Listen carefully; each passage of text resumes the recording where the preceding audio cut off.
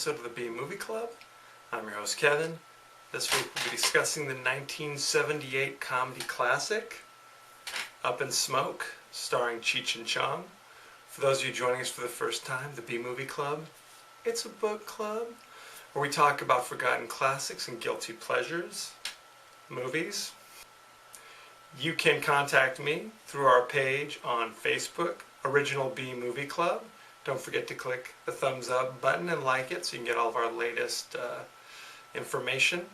You can also subscribe on our page on YouTube. And if you want to reach me directly, you can contact me on Twitter at KD9575. This week, Up in Smoke.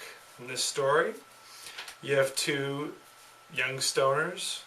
Young is an objective term, or subjective term, I guess, who are thrown together. They're basically strangers, but they did have this one thing in common. They were crazy stoners.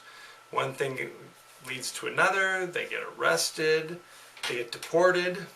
And in their attempt to sneak back into the United States, they accidentally smuggle in several tons of marijuana back into the States. All the while, these serious police officers of unknown jurisdiction, frankly, I don't know if they're police officers, or if they're working for the DEA, or if they're Vice Squad. I don't know what the story is. They're narco. They're bumbling around and are unable to catch them, and it all comes back to they take their... Basically, here's what's going on. The van that Cheech and Chong drive back into the States is actually constructed entirely of marijuana. It's a new process that the smugglers and the drug guys are using.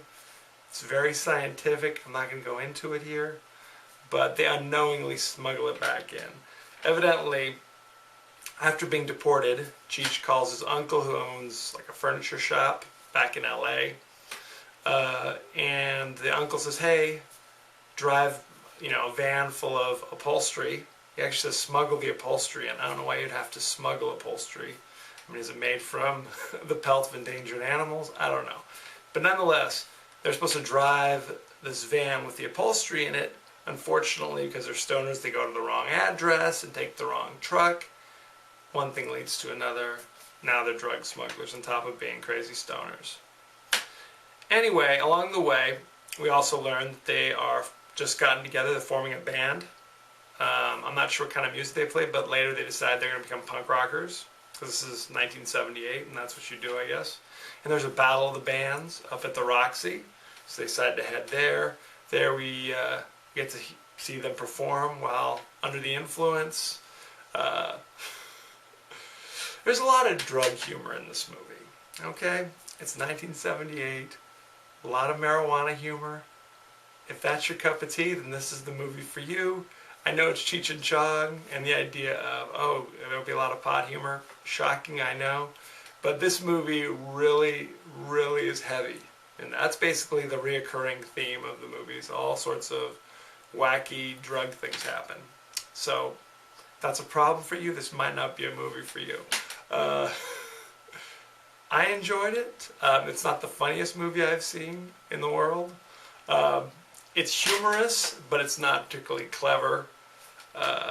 It doesn't have you thinking, that's interesting. It's just a lot of goofiness. So, there you go. Be warned, okay? What can I tell you about this movie? Well, Cheech and Chong had been a comedy team for about 10 years prior to this movie, and they were basically able to take a lot of their bits from those last 10 years and kind of cut them together to make this movie. They'd made a lot of comedy albums, because that was kind of the thing to do back then, is you make albums that people would buy. They also had a kind of a music background. They'd both been in bands before. So if you also see their movies, there's a lot of band references, a lot of they're in a band, something like that. They actually met in the late 60s when Cheech, who's from LA, fled to Canada to avoid the draft for Vietnam. And Tommy Chong, who is Canadian, he's actually from Vancouver. That's how they met. So there you go. So they got together, they kind of sculpted their thing. Again, they were basically kind of hippies and flower children in the late 60s. So by the time the late 70s are rolling around, they're a little too old to be playing these same kind of roles. Cheech at this time was in like his late 30s, and Chong was in his mid 40s. And then this was actually their first of like 7 movies they made together. It still trips me out. I looked this up. Chong's actually older than my parents, for goodness sake. Okay?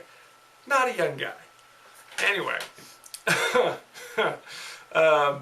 By the mid 80s, they kind of realized, we just to dial back that kind of thing.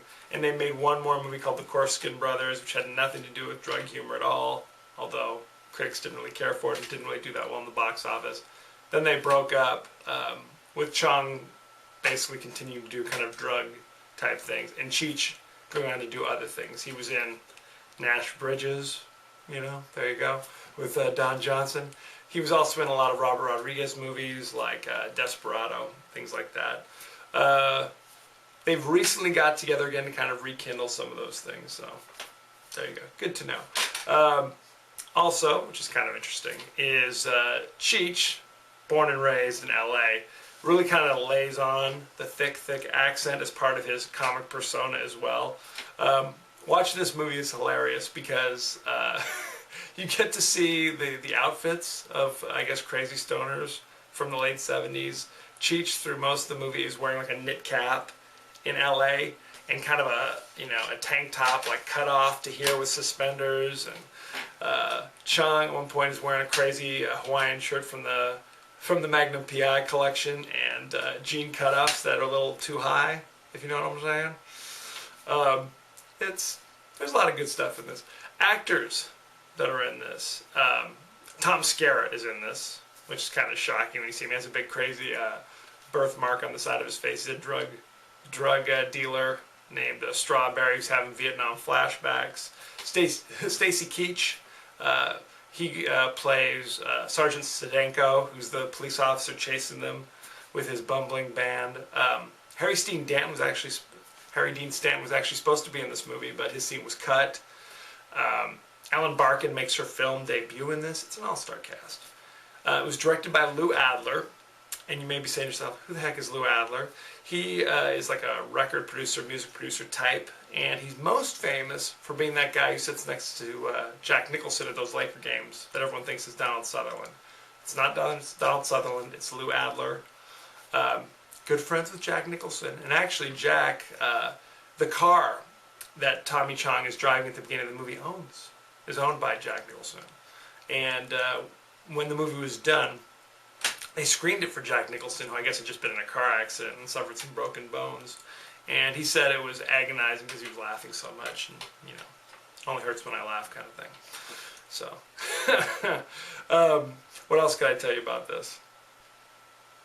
Because they weren't unable to use the traditional methods of promoting this movie, they decided to go kind of an underground method, which is to print up comic strips talking about the movie, promoting the movie, and then just leaving them on bus stop benches in Texas and in Canada, which is like where their biggest followings were from. It actually worked. It became one of the biggest movies in 1978, and it kind of added to that kind of street quality to it, like it's an underground film. People who are in the know are into this and are aware of this.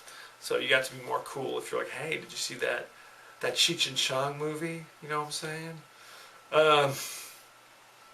Another thing that's interesting is the word man is used a lot. Like, hey man, what are you doing, man?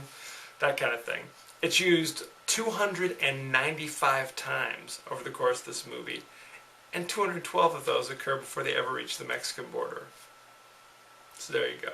I'm trying to bring it back, in fact. I find myself calling everybody I meet, man, how you doing, man? What you up to, man? It did not do so well with critics. It actually currently holds a 33% rotten on Rotten Tomatoes. Like I said, it's kind of a nostalgia piece.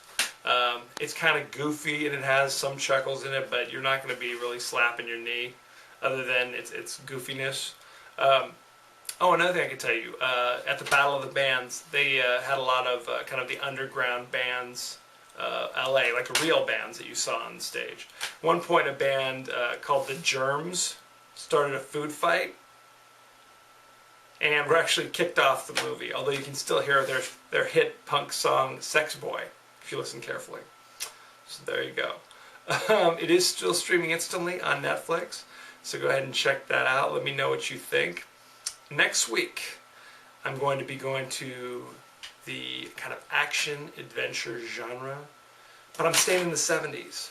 The Warriors, starring James Remar, some other people. Anyway, so check that out. It is starring, it is streaming instantly on Netflix, so check that out. Send me your questions, comments, favorite quotes, favorite scenes, and we'll talk about it on the show.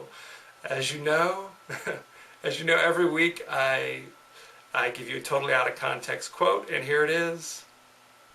Kind of grabs you by the boo-boo, don't it? There it is. Thank you for joining us next week. The Warriors.